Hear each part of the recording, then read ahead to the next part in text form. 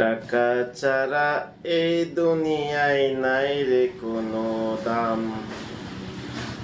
বাঘের চোখ কুমিলা হাতে, কোরায় হাতে অন্ধ টাকা।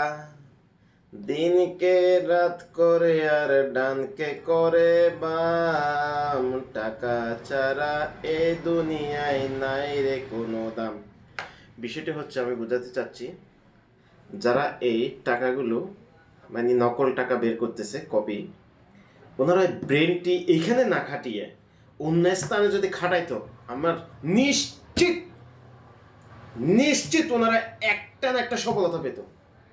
কিন্তু এই যে দিনমজুর যাদের হাতে এসব কপি টাকাগুলো যায়, তাদের অবস্থা কি হবে? তাদের কথা তো চিন্তা করতে হবে। এগুলো কিন্তু সবাই কিন্তু ওই যারা দিনমজুর তাদের হাতে দিয়ে দেয়।